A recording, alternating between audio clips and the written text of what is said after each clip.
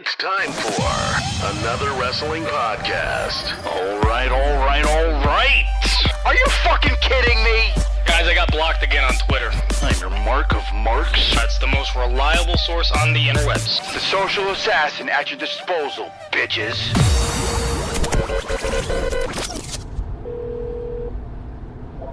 Yo, What's up, girl? what's up? What are you doing? Driving? Oh, sounds like fun. Minority Mike. Yeah, where you at? I'm on the highway. Okay, how far are you? I don't even know where the fuck I am. We're actually recording, on the way down. So we figured, we were wondering what you were doing, and we're like, if you're already down here, well, shit, go get me my burgers, bitch. Oh, shut the fuck up. I'm like 20 minutes from my hotel right now. Yeah, we should probably be about the same. Yeah, we're getting there. Yeah, I'm probably gonna check in, or at least trying to check in, and then I'm probably gonna head to this stadium right after that. I'm gonna take an Uber over. Oh, okay. Well, we'll see you in a bit then, bitch.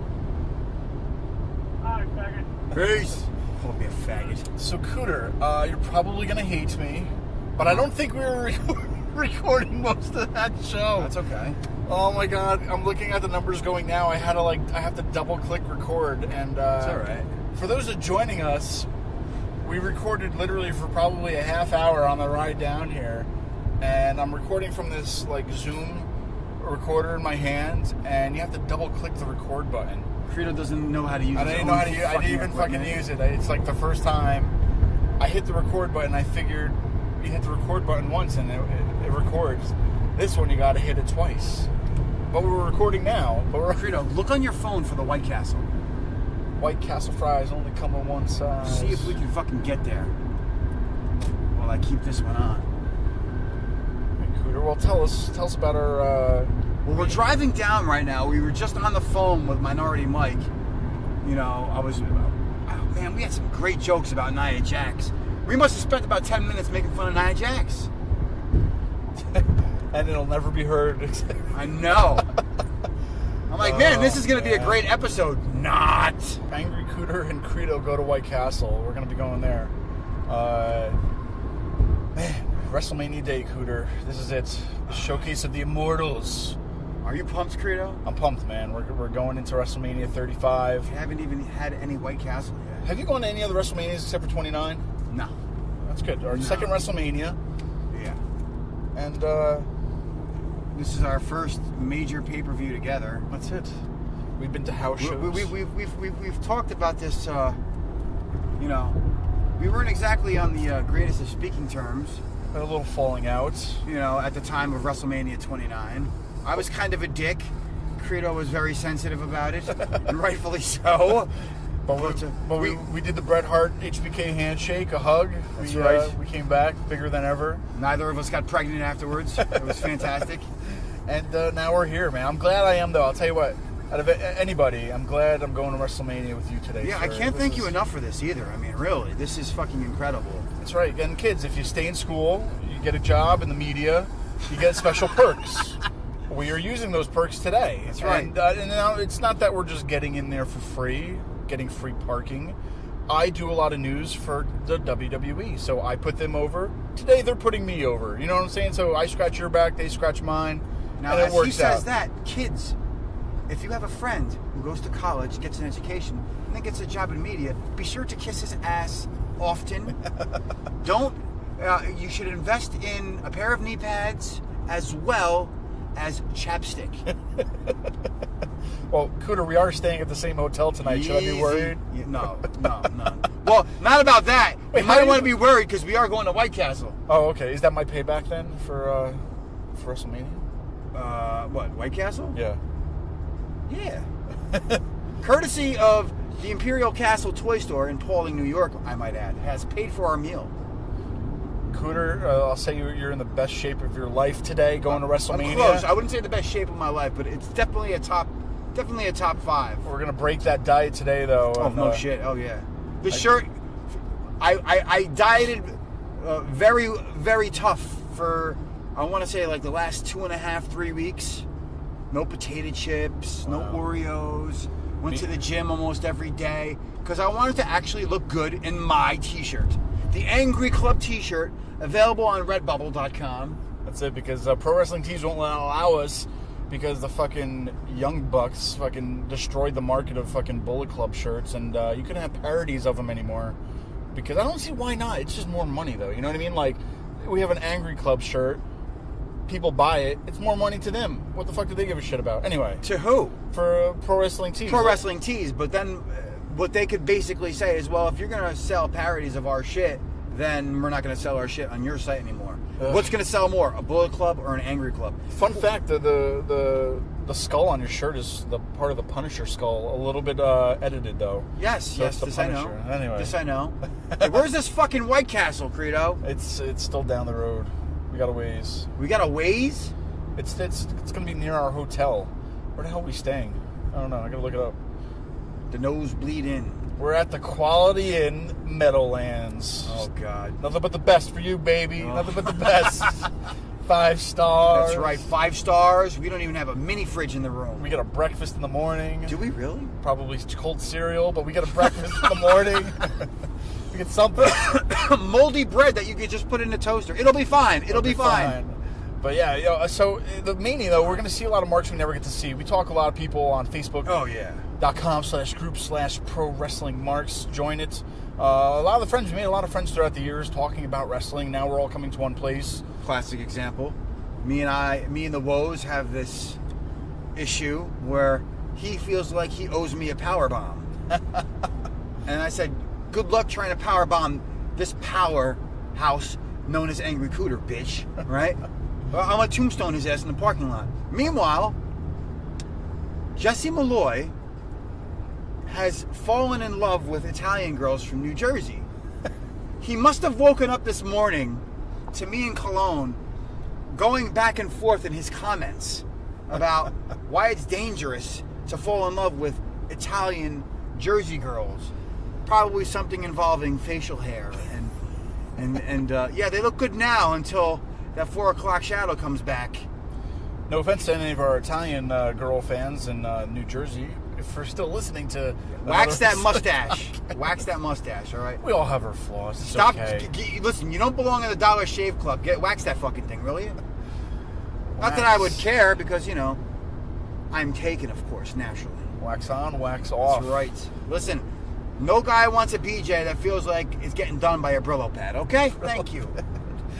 Well, we are WrestleMania Cooter. We talked about before our thing got messed up about, you know, walking into WrestleMania. It's like, you know, if you've never been to a WrestleMania, I feel like just entering, especially when I walked into WrestleMania 29, I felt like I was walking into like the Super Bowl, something larger than life. It wasn't just a Raw, it wasn't just a house show, it wasn't just any top 4 pay-per-view. Like, I knew I was at Mania just with the stage and everything. Like, I've never seen this kind of you know, set design and all this other stuff for anything. Yeah, so the fireworks at night, you know, it's fucking awesome. And just to experience that as a wrestling fan, for somebody who's been a wrestling fan our whole life's kind of a thing, it's great, man.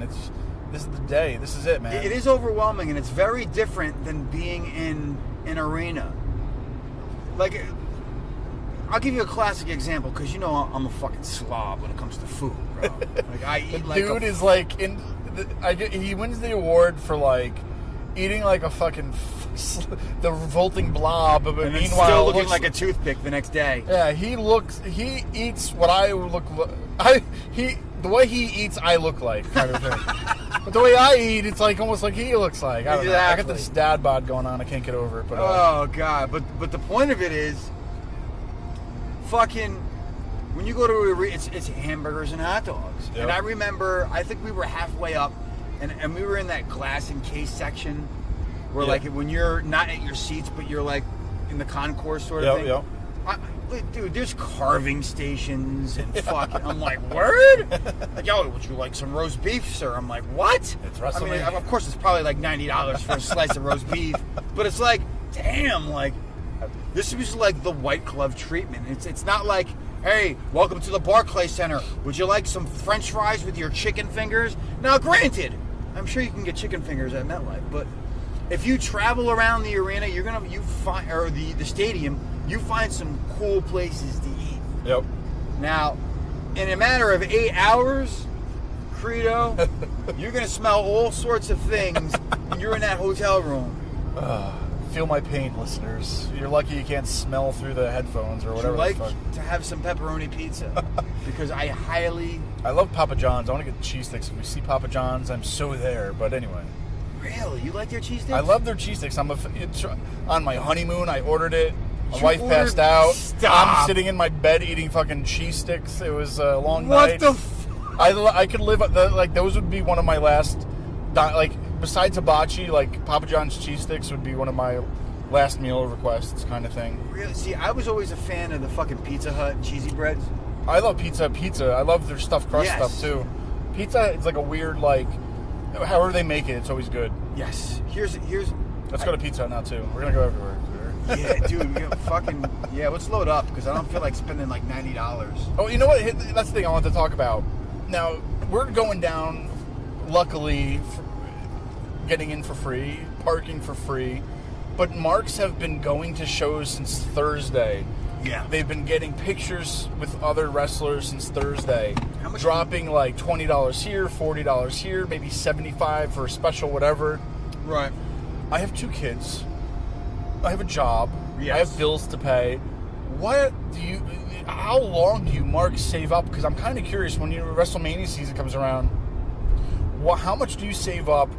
What are you looking to drop at WrestleMania week? On shows, autographs, whatever, merch. Because I can't do it anymore. Like as a kid, I would probably be all over that if I didn't have a girlfriend or a wife.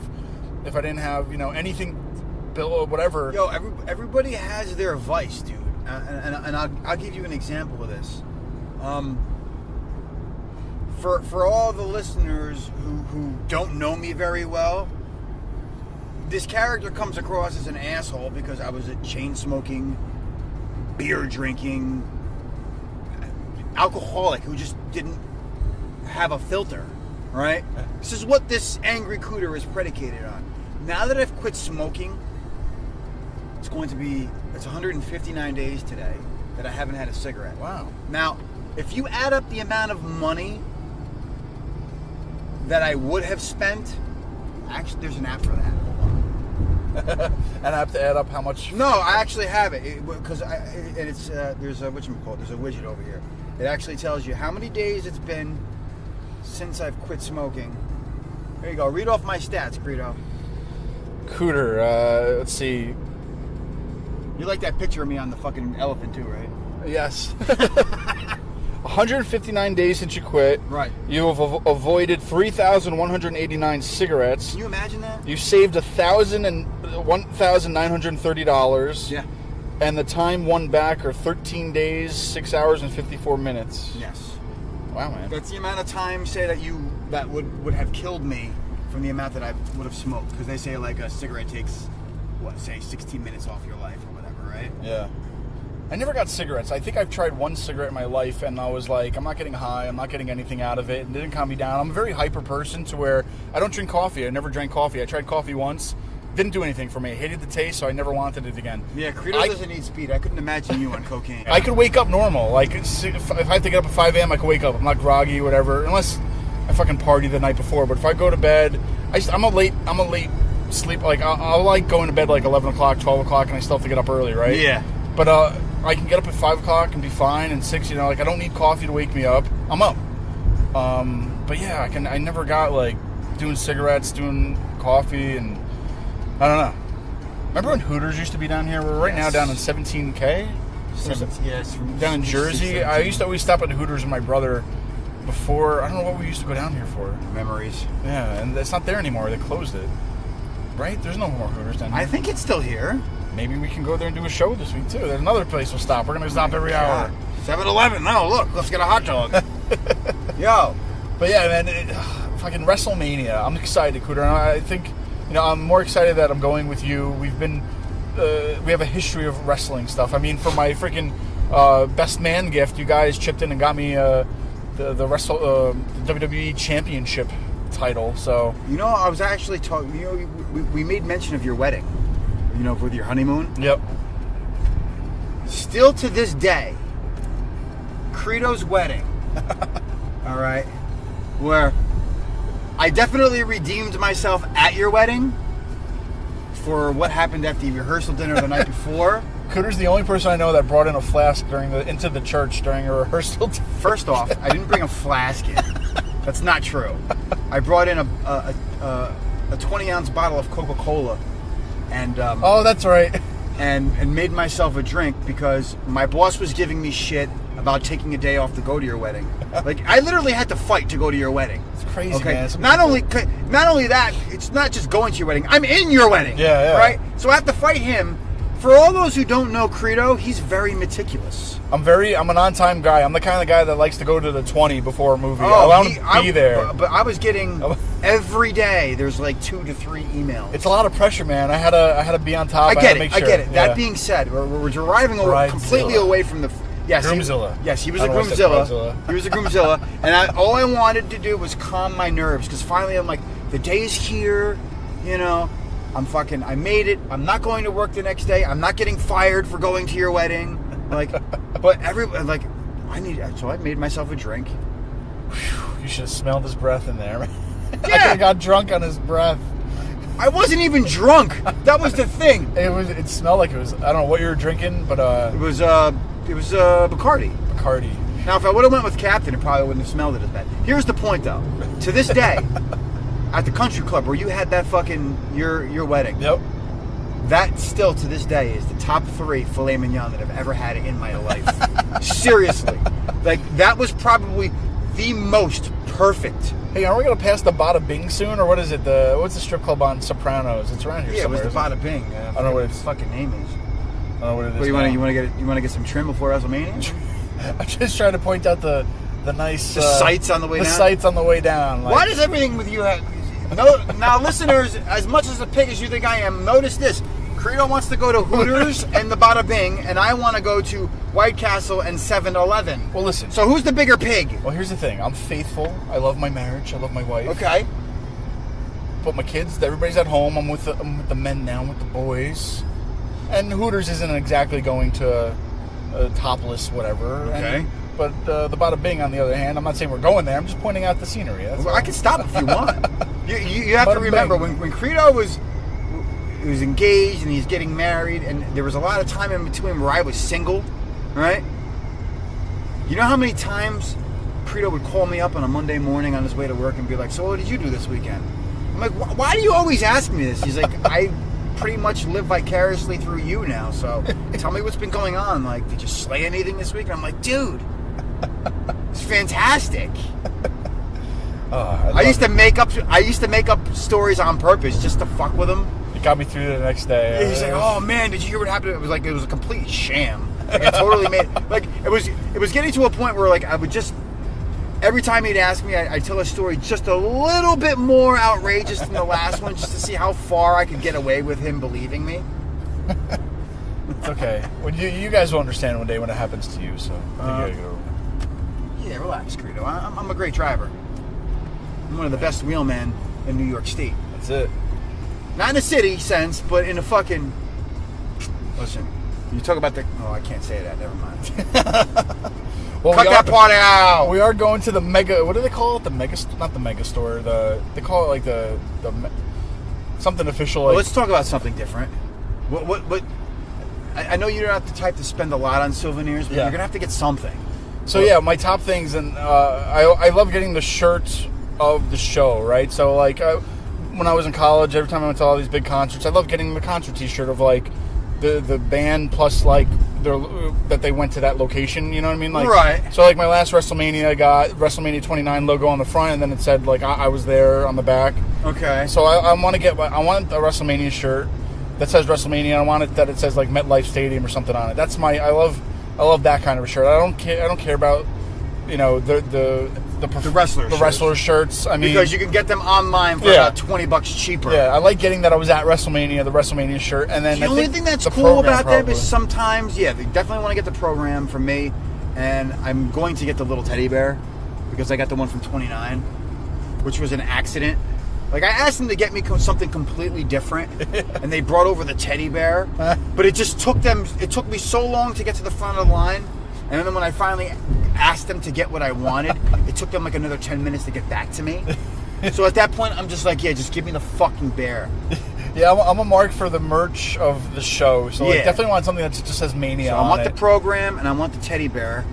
And here's the other thing. For me, the only thing that's cool with the wrestlers is they usually come up with a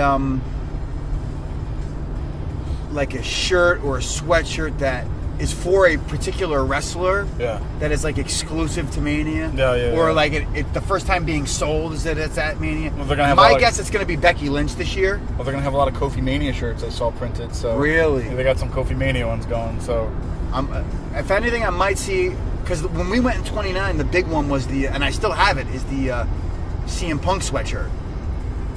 That was the whatchamacallit.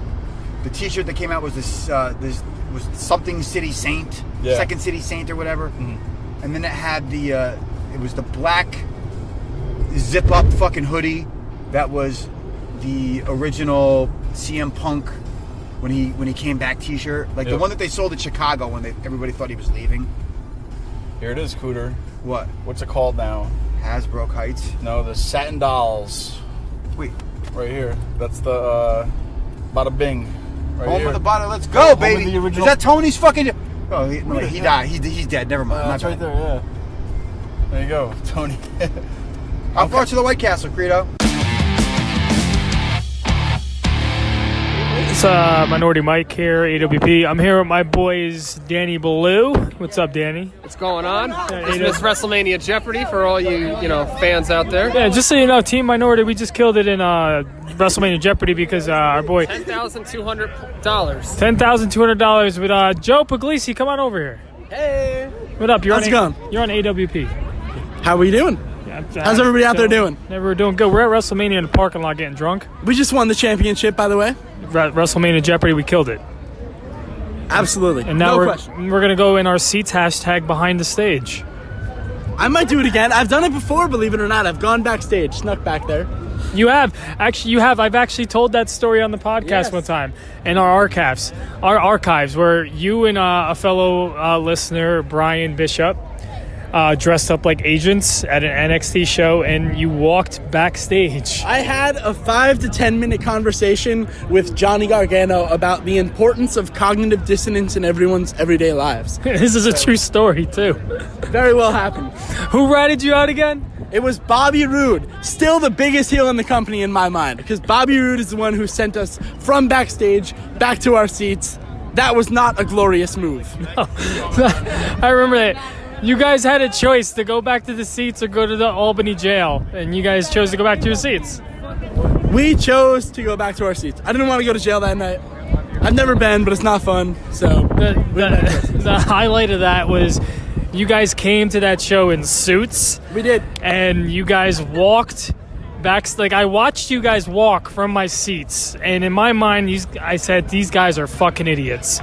See, the biggest thing about life, it applies to wrestling and life, but if you act like you belong, then everybody will think you do belong. So that's what I advise the listeners to do. If you're in a situation you don't feel like you fit in, just act like you belong. Because if you think you're going to be there, everybody else is going to think the same thing too. Yeah, and it's exactly what it is, because you literally walked back there like you belong there. You walked back there with all the confidence in the world. And you guys just went back there and just tell the truth. Did you mark out when you saw Johnny Gargano? See, that's the key, is to not mark out. I've been in that situation before where you have people coming up to you, they're asking for photos, they're asking for autographs. I've been there. Like, I've lived that life. So I know what he's going through. So you just go up and you pretend you're an everyday guy, and that's how you win over them. And then they become interested in the conversation, and a photo, an autograph, none of that is better than them being into the conversation, because that's when you're really winning, and that's how you win. That's how you do it. Let me ask you a question. Do you plan on going backstage tonight? Not at all. Not at all. We are running a safe environment here. We're just going to stay in our seats. We're going to have a good time. The key to not getting caught is to be selective. So you have to choose when to fight your battles, and tonight's not a battle. Not a battle at all. It's probably a really wise and smart decision tonight. You don't want to be the guy that tried to attack Bret Hart. Not at all. They're probably on edge tonight. They probably are going to see you, and you're probably going to get attacked. Exactly. So I'm just going to go. It's going to be a fun, clean night. I'm just going to watch the show, and I might see somebody backstage one day. We'll find out. Well, until that day happens, who knows? But until then, enjoy the show. Thank you very much, Joe, for your time, and let's go have some fun. Let's do it. All right, AWP fans, it's Minority Mike. The big reveal is about to happen. I am about to walk up to my seats right now. I am about to turn into section 302.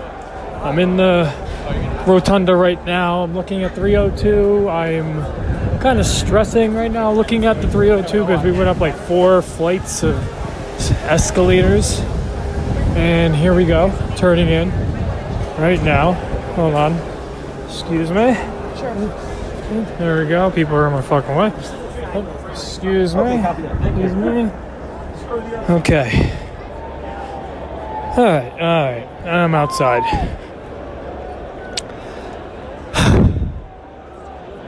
All right, let's talk about this. There is a huge gap between our section and the stage. Nothing but a huge black tarp and just a huge backing of the stage. I don't see anything but the ring. I have a decent view of the ring. I mean, my vision's not terrible, but it's really not that bad actually. But we're pretty high up here. I hope you guys enjoy the show. I'm gonna try.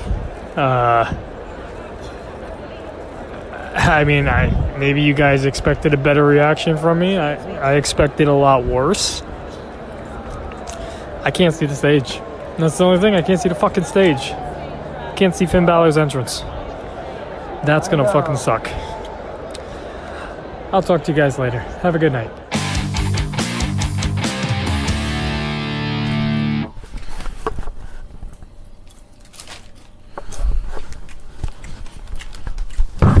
Is it recording?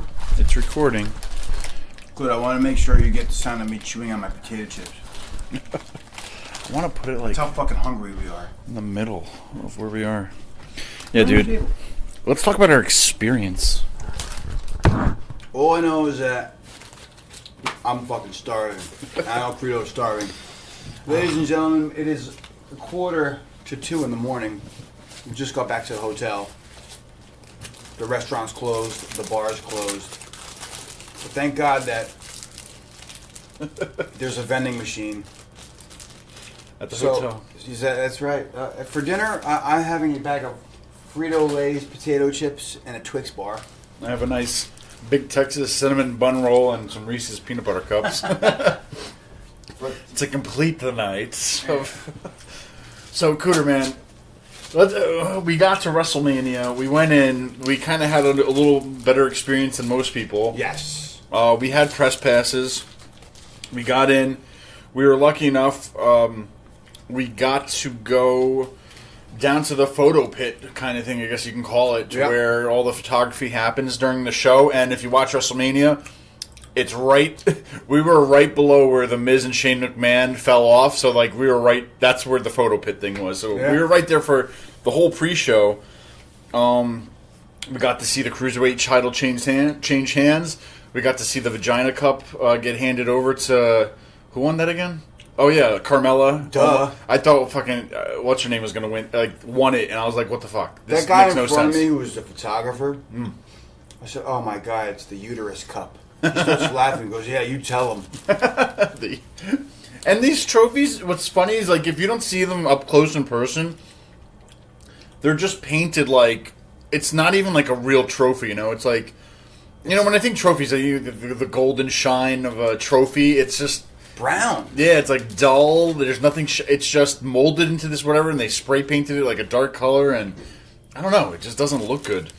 Anyway, we saw that. We saw the Andre the Giant's Memorial Battle Royal. Who won that? Braun Strowman. I was being sarcastic. I don't know. We're kind of loopy.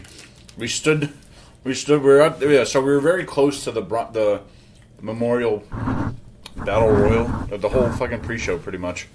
What I did was just making sure we're still recording because I did something in the car on the way the ride down. I realized we were talking for a half hour and we weren't recording. So yeah, and that was probably some of the best stuff ever. But yeah, I mean, when we walked in there, we were walking all backstage. We walked through the back with Maria Kanellis. Walking back through, so after we did the whole pre-show, we walked back through the tunnel. They escorted us back to the press box. We passed Walter. We passed a few other people hanging out backstage. That was Walter. Yeah, it was. Yeah. The fuck is that noise? It's called the refrigerator, Greedo. Something that's empty that has no food in it. We didn't plan this very well. No, we did, but here was the thing. This is why we're starving. They got to be like, why are they eating shit at 2 o'clock in the morning? So yeah, but let's get to this. So basically, the whole pre-show that we were down there, which was from 5 to 7 almost. So 2 hours we were down there. We get up just before the beginning of WrestleMania, the official start. And when we get up to the press box, there is food there. I was like, oh great, I'll come back. We're gonna find our seats. And someone took our seats, or they didn't have a seat for us. So I had to explain it to the press people, and then they found the seats, and then we finally sit down, saw the opening for WrestleMania, and I was like, all right, I'm going to go get that food. I get up, and all that food's fucking gone. So it was free. It was catering. We were hanging out in catering kind of thing, but where we were, it was the WWE. It was the wrestlers' family. Everybody was up there, press. But yeah, man. So we thought we were gonna get food. We get out there was nothing left. All I found were like 2 cookies out there. I brought back for me and Cooter, and then a bottle of water. Like it went fast. So we didn't eat anything, and we couldn't just leave to go to the concession stand because we were in. Yeah, once you're in, you're in. Yeah, it's like you can't go to. You have to like walk like a whole secret way into another whole building, and it's not like where all of you fans were or whatnot. So. We didn't get any food. I think that we had like a little round piece of cheesecake because they had it left over from dessert, and that was it. That was about it, yeah. And, yeah, man, that's why we're eating right now at 2 a.m. in the morning because we just sat there pretty much drinking water. And that woman who brought us up, by the way, she's a very lovely lady. Cooter enjoyed the escort up. Yeah, she was very sweet to us. She was very nice to us. And she's a very, very lovely lady. I'm not going to even talk like a pig, Greedo. I can't do it. No, it's funny. So, up in the press box is a unique area because I went to the bathroom at one point, and again, the bathroom, I think it was Funaki or somebody. I got to find the picture of this guy, but to me, in my mind, it was Funaki, but... It was Show Funaki because it was up there. And then it was him, and then... Pete Dunne. Pete Dunne. So I'm pissing next to Pete Dunne. I think Pete Dunne looked over, and I had... Yeah, right. He wanted to see if... I had to keep standing straight. That's what happened. He thought you were Walter. So that was kind of unique, but yeah, I walk upstairs. Yeah, imagine my surprise because like I don't have my phone open, and I just get the text alert, and it says Steve Credo. It says pissing next to Pete Dunne and Funaki. I'm like, oh, this fucking guy. And I also said that after I pissed next to him, so it wasn't like I was in the texting middle. while pissing. Wait, I gotta wait this out. Let me text this guy. That's why he was looking over. He thought you were trying to take a picture of his dick. It was after the piss. It was after. Sure, it was the pre-piss, right? We know. So, post-piss. I saw Kane up there, Bobby Lashley, Leo Rush. As we left, Shayna Baszler was walking past us, which she kind of looked pissed. So let's talk about this main event, Cooter, because it wasn't a bad match. It was decent, but it was kind of fast at the end. And I don't know, you kind of pointed out something that almost looked like a New Jersey screw job. I don't know. I'm not going to be that guy who speculates, but I didn't even want to say it out loud because... When you looked at some of the people up there, it was like, what the fuck was that? Because it ended very abruptly. There was no, like, real build to the, like...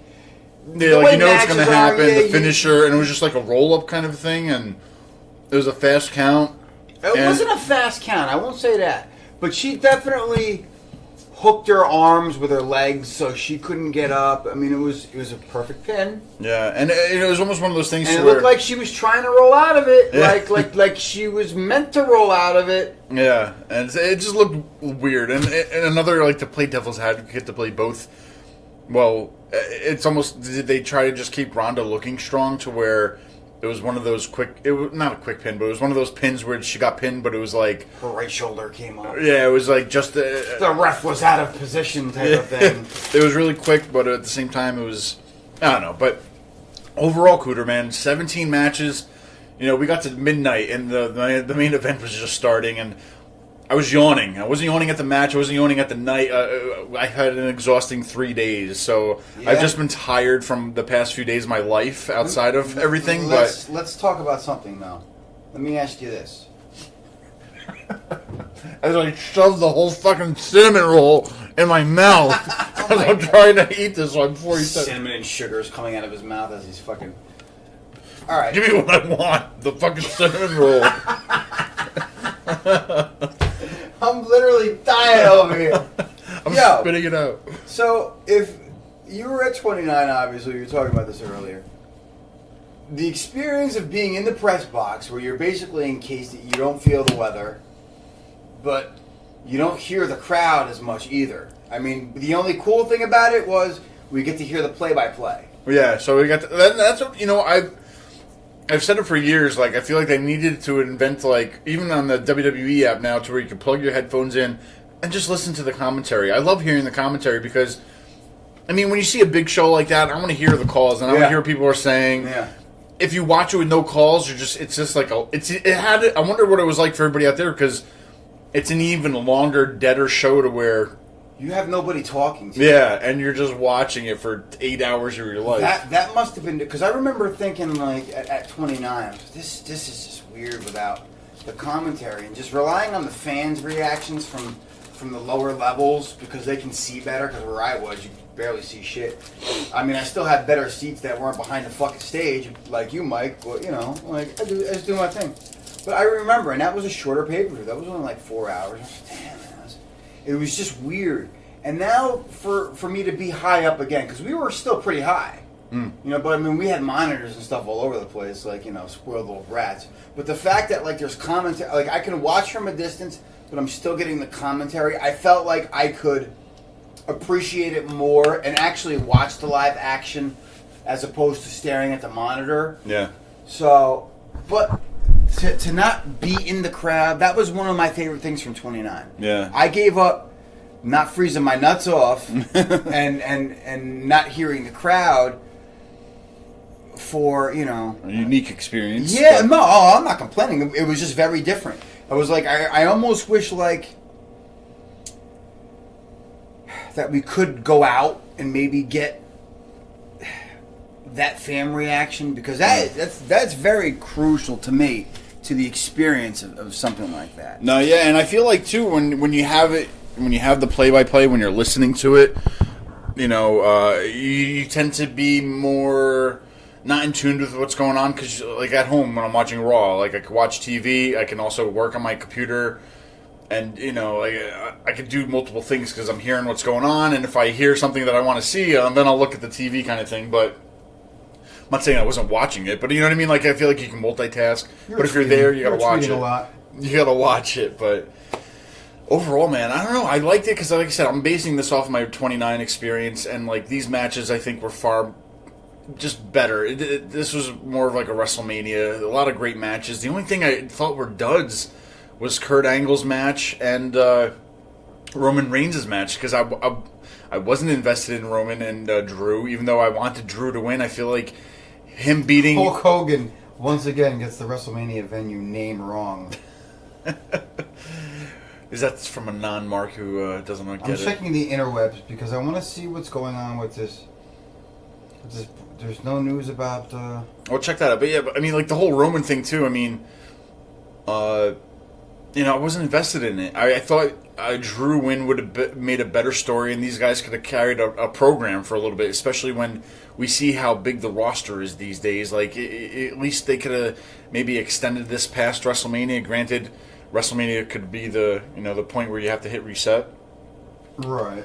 But those are the only two that I was, like, not really invested in. And even the women's tag team match, I mean, everybody popped for the Iconics winning, but at the same time, like, I wasn't really watching it. I wasn't invested in it. And I don't know. It was just another multi-team match I didn't really care about. But other than that, I mean, go back to the very beginning of the pre-show. Pre-show was awesome. We have a new Cruiserweight champion. Dana Brooke had fucking pops for her in the crowd. Like, I thought she was going to win at one point. Even what had the Andre the Giant Memorial Battle Royal was good. Some crazy spots. I mean, the whole funny fucking thing with Saturday Night Live. But other than that, it wasn't nothing too different. No Kevin Owens on that card. No KO. That's right. And the streak is officially broken because the Dead Man's first paper WrestleMania he's missed. So, I mean, he lost a streak, but he also returned the next year. But now this time, no Undertaker. So the first year without no Undertaker. God, since what WrestleMania? Maybe 10? So whenever he debuted, kind of thing, I think, right? Or not? He did miss one. Did he? I don't remember that. Yeah. Well, but either way, it doesn't seem like it seems he's gone or whatnot. So that's it. I mean, he's not. Well, I hear he's coming back for the fucking Saudi Arabia show or whatever that is. Hey man, Saudi money talks. I guess apparently he's probably getting like $1 million just to show up there. But I don't know. I enjoyed WrestleMania. Thugonomics came back. It was a great fucking show. They actually wrote it very well. There wasn't a lot of dumb backstage segments that we know of anyway. No, but we would have seen them. Well, we saw the Alexa Bliss thing, and there was just like that stuff, and I think there was one other thing. But it wasn't like a backstage thing. Yeah. I think that was... because you know what? Here's the benefit of having all those matches. They don't have time for their dumb shit. Yeah. So... For all the times where, oh my god, look at the giant poker game that's being played back here, or where you're going to have random legends just walking around and, doing dumb shit. Mm. You don't have the luxury when your fucking pay-per-view was literally over at 12:20 something. It's crazy, man. Crazy. And that's man. What time did that fucking thing start? Well, 7, but technically 5 with the pre-show. So, I mean, the pre-show's silly to me because it's still the fucking show. You know what I mean? It's like, I get those are probably, they show those hours on something else. Work, legit, probably. Yeah, no, 7.5 hours. So 8 hours, pretty much. And that's the thing. I mean, I know they want to make WrestleMania fucking big and stuff, and I get it, but to me, I was yawning by the main event. But that's just me because I've literally been fucking up till like 1 or 2 o'clock through the past 3 days. There weren't too many people who weren't tired by that time, and even in the press box. And maybe that was part of it. I wonder if we were out in the crowd, would we still be as tired? Or would we get that energy more a little bit. Yeah. So I mean, again, you give up one thing to get another. Okay, I'm not freezing my nuts off, but I'm getting the comment and I'm getting the commentary. Those are pros. The cons, I'm not getting that crowd reaction. Yeah, and you're not getting that adrenaline from actually being in the crowd. Yeah. So, I don't know. Yeah. I don't know if I would be as tired. I would be as tired now, but I mean, while the main event was going on. And I know Mike's going to tell us about his experience too, because I'm kind of curious. Because a few things I want to point out. One, I heard a lot of the lights. People were chanting about the lights being in their eyes, the way they had the lights on top of the ring, those on top of that big dome thing. People were chanting that the lights were shining in their fucking eyes and they couldn't see, like however they had those strobes going or whatnot. That's one thing. Another thing, you have like the kind of the atmosphere to where it's kind of cold, not yet fully warm, and you have all the smoke from all the pyro just lingering around. So did that like block your view or whatnot? I know Mike was mentioning to us in our group chat during the show. God, yeah. First off, he was saying that people were leaving because it was so in the upper deck, ladies and gentlemen. Hashtag behind the stage, and that's not a goof anymore. Yeah. Because he said it was so windy up there that kids were crying and complaining. Imagine being the parents spending money on those tickets. That's what I'm saying. I'm gonna bring my kids to go, and the kids want to go, and then they go home. But what kid is going to stay there till 12:30 in the morning? I know. Them kids are going to be fucking dead ass tired. Excuse me. God damn, fucking White Castle. We're doing it live. We're live, pal. We're live. But yeah, man, a lot of craziness. I mean, it's not like it does not smell good. We're not complaining about it. I'm backing up a little bit. We're not complaining about it, but I mean, like I said, I enjoyed it. I thoroughly enjoyed it. I think this is probably one of their best WrestleManias I think they've put on in a long time. Yeah, and top to bottom. I mean, literally. I mean, there's not too much. Even as for the matches that were duds. I wouldn't even say they were duds. I just think that they were.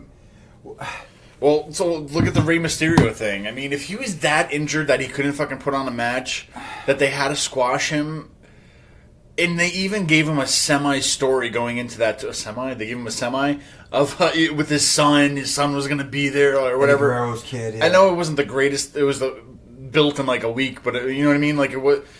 And then we heard he got injured on like Thursday or whatever, and he might, you know. Or is Joe that dominant and they just needed to squash, man? I know. Maybe they want to make him look good. I know. It's about time when you have that motherfucker jobbing to fucking Rey Mysterio, but to have him out there just like do that. I mean, I knew that long of a card needed like at least one or two squashes. I was very scared during that match. Of what? The Joe? Because he first, at some point, like right at the beginning of the match, he does that drop kick to get him to the ropes for the 619. Oh yeah. And I'm like, you got to be kidding me! If they were gonna make Samoa Joe job on his first fucking pay-per-view like that, I'm gonna go fucking ballistic.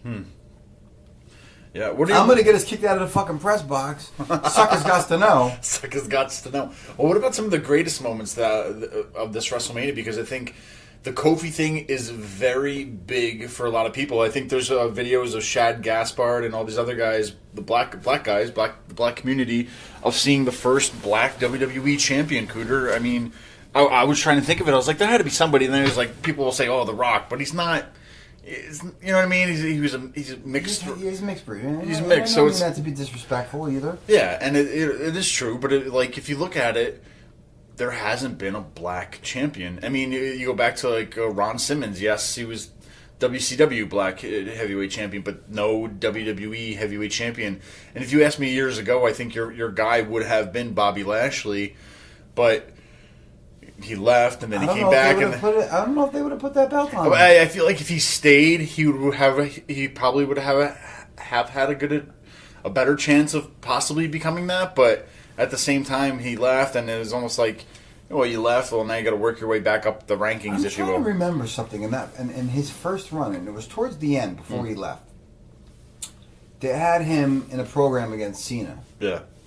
I don't remember if he won that match or if he lost that match. The last I remember of Lashley was the whole fucking WrestleMania thing with Trump and all that. This was after that. Really? Yeah, I'm trying to remember when I was watching fully again, but anyway, but yeah, because I don't think that's a big deal though. What happened though, with Kofi though? I mean, I'm kind of curious how long they're going to carry this out because I feel like he could bring that probably till SummerSlam, no problem. Daniel Bryan doesn't need it because I think he can do what he's doing now and even add more guys to his little stable if he wants to just, be that kind of little leader of whatnot. So, but I don't know. That was a big moment. That's a very big moment. But I heard the WWE Shop Zone kind of ruined it because they released that T-shirt on the Shop Zone. I don't know how. It was really on the internet. That's what I was saying too. How big of a fucking loser do you have to check the shop to fucking comb the internet with a fine-tooth comb to find, this was 2 minutes early. They put the shirt up. What the fuck is wrong with you? Like were you looking at everything? You had 1,000 pages open trying to find something.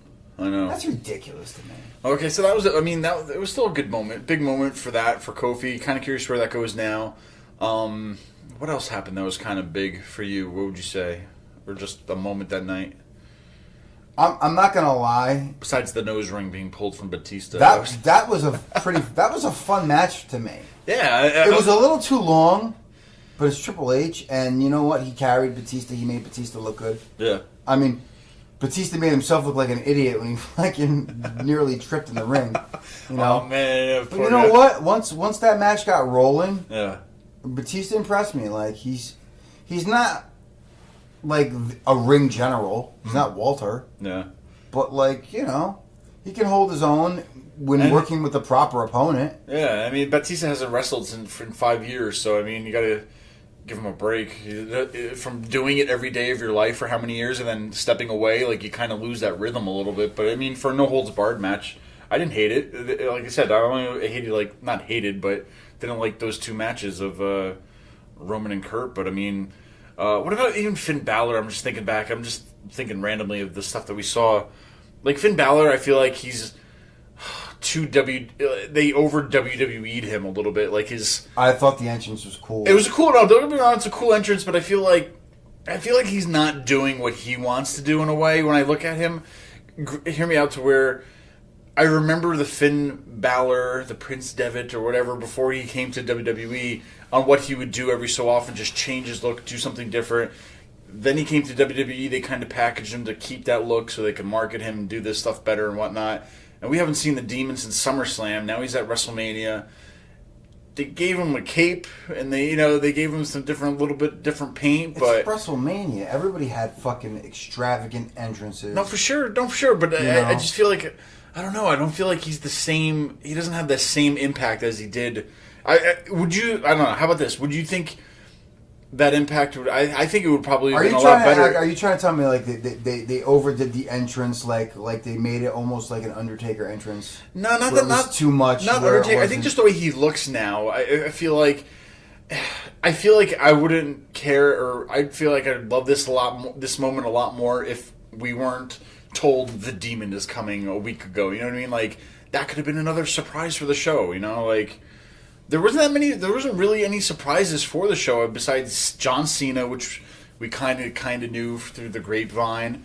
Ric Flair was a surprise. I didn't think. I mean, I had a feeling he was going to be there. But yeah, he showed up. But Dead Man not being there was a surprise in a different way. But other than that, there was no no shocking. I mean, I guess Kofi's a shocker. Becky Lynch winning was kind of I figured, the end all be all. I'm surprised there was no Taker. Yeah, not even just like I didn't think he was going to have a match. I thought he would have done something like the Elias thing, or make an appearance. Yeah, or just hell, I even thought he would have came out and dragged Kurt back to the grave or something, like his final thing, like to end that or something. And I was surprised the whole Baron Corbin thing. They gave it to not that Baron Corbin won, but the son of WrestleMania, with the favorite son of WrestleMania. I don't know what the fuck they were doing with that, but. I don't know. I'm not trying to complain, but I'm just saying, it was a great experience and a great fun second WrestleMania for me. So. Yeah, man, I can't thank you enough, dude. This was a once in a lifetime, now twice in a lifetime for us, straight up. There you go, and we've actually gone. The stats say that the top 5 grossing WrestleManias or whatever it was. That was the presser release that was handed to us. Yeah, so it was both the WrestleManias at East Rutherford, New Jersey. But anyway, we'll have to hear what Mike has to say about the show, and we'll talk more about it. Bitches. All right, AWP fans, it's your boy Minority Mike, and I am home. It's Monday. I am watching WrestleMania, and I gotta tell you, there's a lot of entrances I didn't get to see. I didn't know Batista came out in cars. I didn't know Drew McIntyre came out with a crew of Scottish guys in kilts.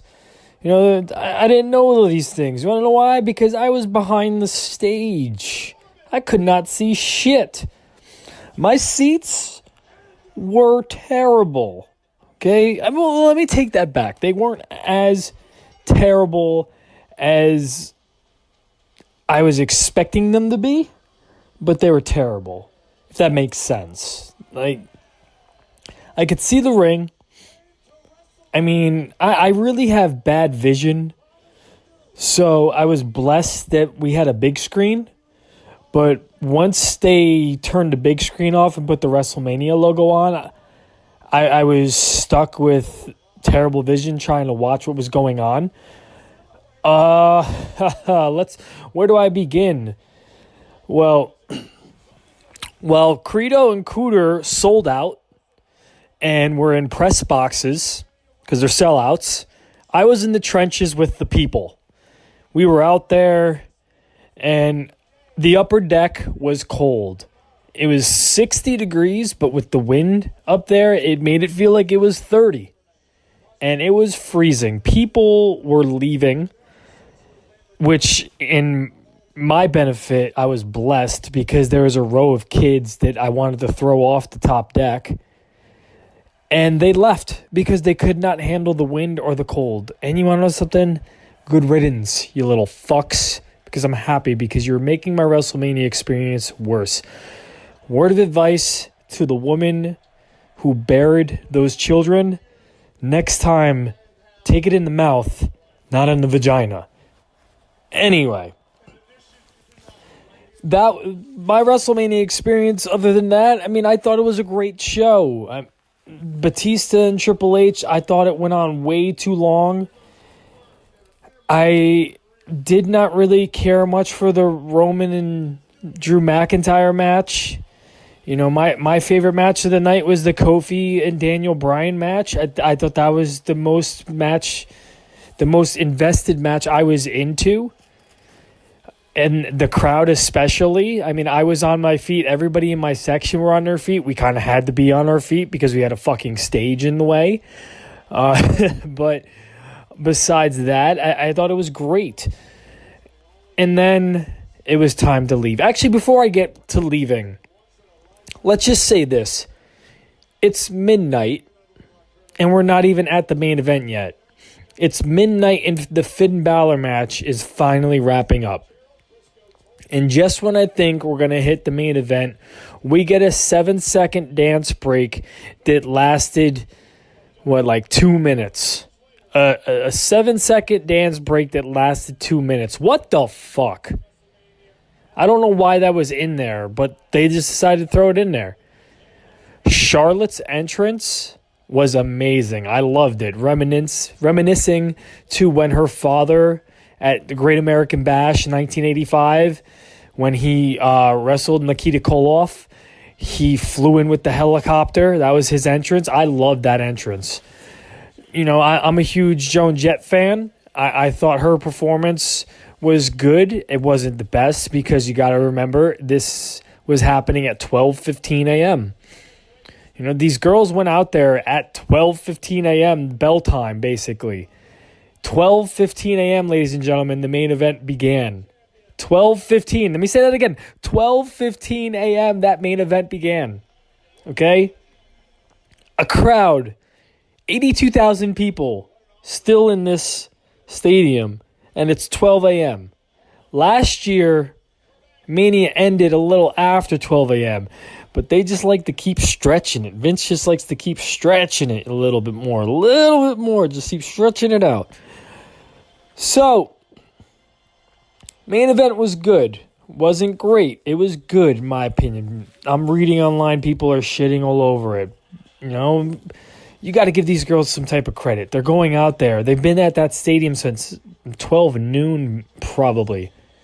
And they're going out there at 12 a.m. to perform. 12 a.m. to perform. I want to see you be at a stadium for 12 hours and then go out there at 12 a.m. to try to perform. You're not going to be in the best mentally and physical shape. I'll put money on that. So then we leave. Oh, man, let me tell you something. Leaving that stadium. Wow. New Jersey Transit was not ready for that. They were not ready for that at all. So I'm leaving. And I get to Lot E because that's where you had to go if you're taking an Uber. And I get there and I open up the Uber app and I try to schedule an Uber. And the cheapest Uber is one of those carpool Ubers, and it's $115. $115 for an Uber to take me 10 minutes down the road. $115. Was not spending that. I went on Lyft. Lyft was charging $140. Fucking insane. So, I saw a group of Aussies, Australian dudes. They're like, "Hey, mate, if you're looking to try to take an Uber, why don't you just walk with us? We heard that if you walk as far away as possible from the stadium, you can get cheaper rates." So, I was like, you know what? Fuck it. I'm going to walk with these immigrants. We're going to go. So we were walking the highways. We were cutting through woods. We were hopping fences. I felt like we were illegal refugees trying to get to the United States border, trying to escape from INS, from immigration, because at one point we were walking through the woods and one of the Aussies goes, he's like, "Hi, mate, I'm not from this country, but I think we might be trespassing because I just saw a sign that said no trespassing." So yeah, we were trespassing on property. We definitely hopped a lot of fences. I got hit in the face with bushes. we were leaving people behind. There were people that had no athletic ability whatsoever, that could not hop fences. And the Aussie was just like, oh, he'll survive himself, mate. Leave him. He'll catch up eventually. He'll have to take his own ride. We just got to keep moving. We can't wait for no one. So we're walking. I think this was probably a little more than an hour. And we get as far away as possible from the stadium. And we get to an area where we cannot go anymore. Because if we continue to go, it's all nothing but highway. And it's a straight highway. And I think it brings you to like the Garden State or to the Turnpike, one of the two. And there's nothing there. So we're at this extended stay, and we finally call an Uber, and our Uber was maybe $50 actually, and we had to share it with these two marks who thought that Batista and Triple H was the greatest match on the card. And I'm talking to these guys in the car, and I told them that match sucked the energy out of the stadium, which in my opinion they did. They thought it was the greatest match ever. They thought it was better than the Kofi versus Daniel match. That's their opinion. It's a stupid opinion, but it's their opinion. We finally get home, or not home. We get back to the hotel at 2:30 in the morning, and I get in my bed, and I realized how great of a fucking Sunday we had. Because we tailgated from 12 noon all the way to 4 p.m., got into the stadium, got to take it all in, and got to witness WrestleMania. And even though I was behind the stage, I still thought the show was great. I had zero complaints about the show with the exception of 2 matches. The event was awesome, and I'm going to go down to Tampa next year, but this time I refuse to pay for those seats. I'd rather pay double the value on StubHub to make sure I'm in a seat where I can see the stage. Because let me tell you, when you can't see the stage, you have no idea what the fuck is going on.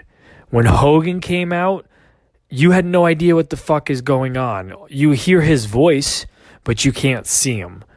When America the Beautiful was being sang, it sounded like it was just a recording. I didn't know there was a bunch of people standing on the stage. You know, there was other things that I couldn't see. Thank God I couldn't see the 7-second hashtag 2-minute dance break. Couldn't see it because it was on the stage. Couldn't see Alexa Bliss. She was standing on the stage. A lot of things I couldn't see because it was on... And my Alexa's just going off because I said Alexa. So, Alexa, shut up. Anyway, so... And overall, it was a great weekend. I just recommend anybody for next year, if you're on Ticketmaster and you notice that your seats are behind a stage, do your absolute best to not select those seats. Try to get as far away as possible. Because at the end of the day, you're going to go home and you're going to see a whole bunch of stuff that you missed. Oh, and one more thing. I just want to put this out there.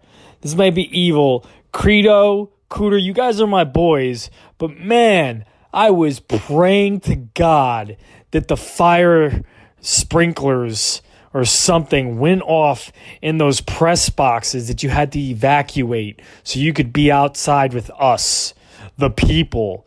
Okay, the people of another wrestling podcast of fans, including Minority Mike, who are outside in the cold and the wind while you guys got your free tickets to sit out, not out, because you're in a press box, free tickets. I was praying that a fire alarm went off or something that you guys had to evacuate. I knew it wasn't possible. What the fuck am I saying, though? Because if I had those tickets, I probably would have took them, too. But still, you guys are rubbing them in all day that you had press seats, and I had to sit behind the stage. So fuck your tickets. I had behind the stage seats. I got to see a guy who tried to act tough.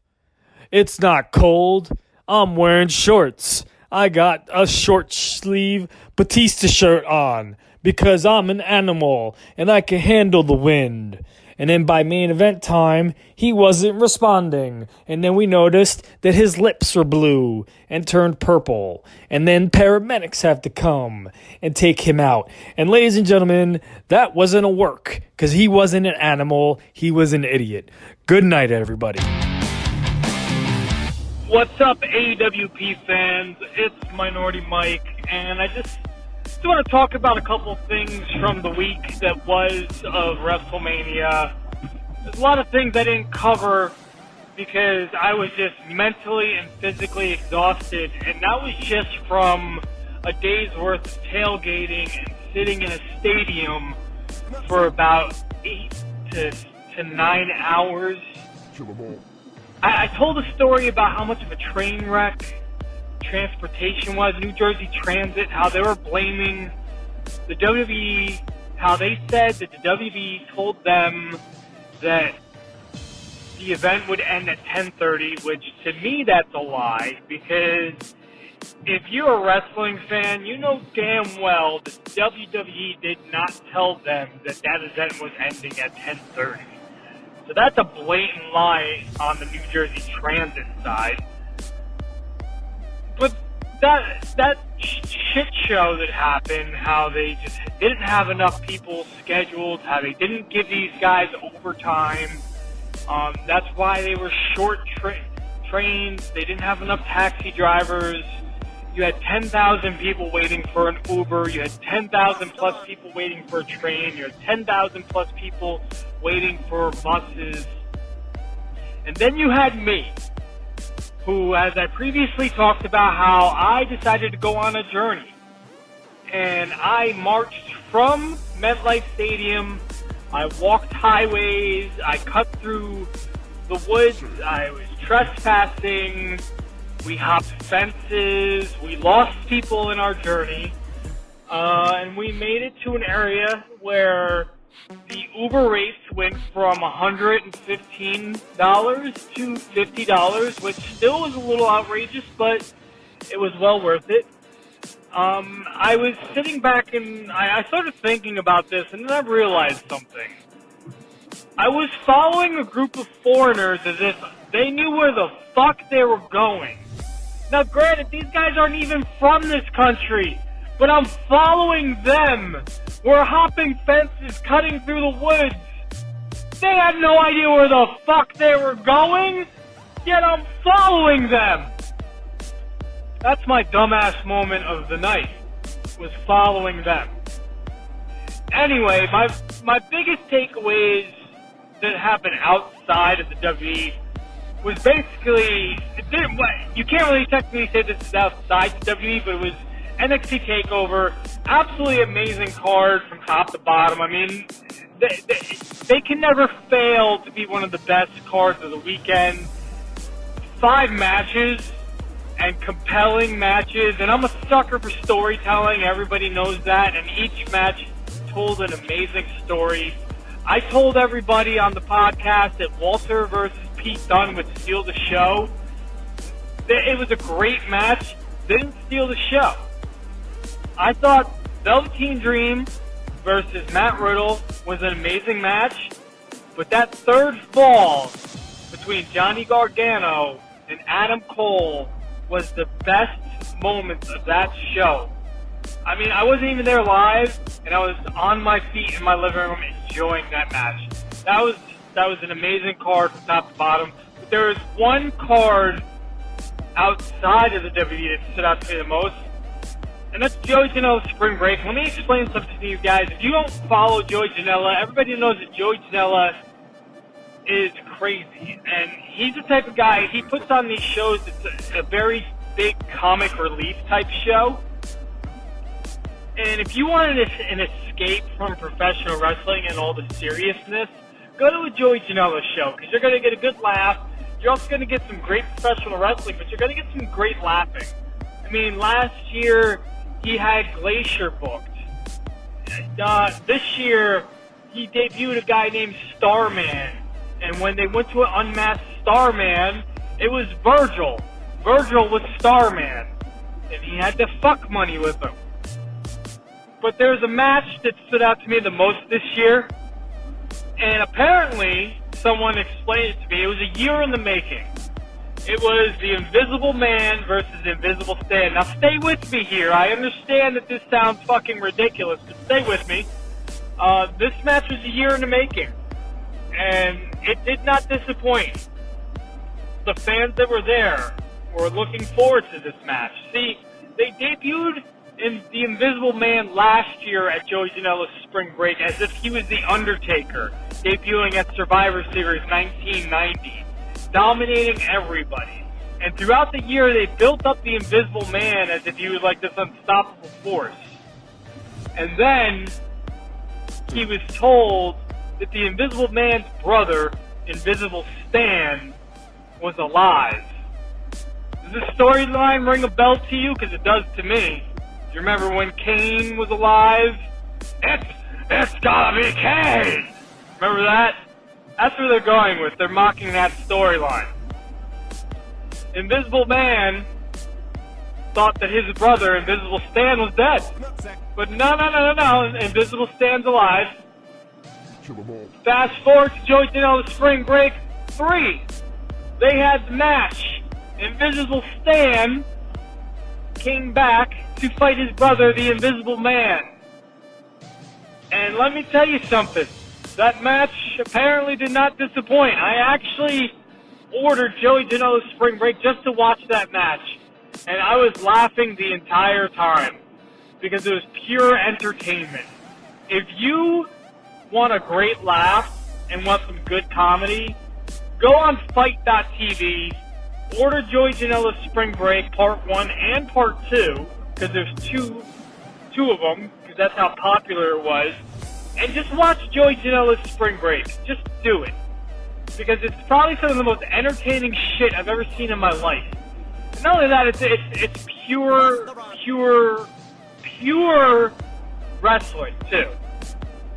The comedy is great, the wrestling is great. I mean, the Invisible Man versus Invisible Stan, they did a 30-foot drop off a balcony through a table. And yes, the table broke.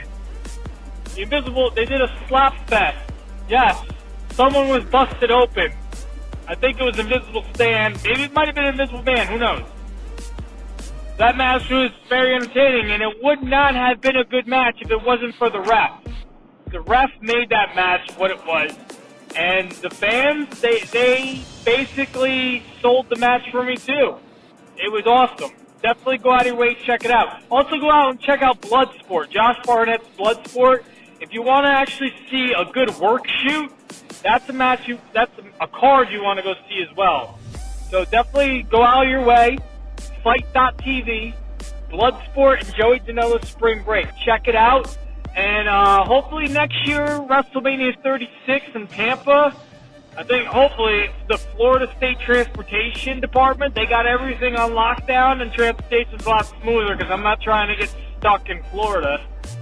Other than that, everything is good. So you guys have a good week, and we'll talk to you next week. Peace.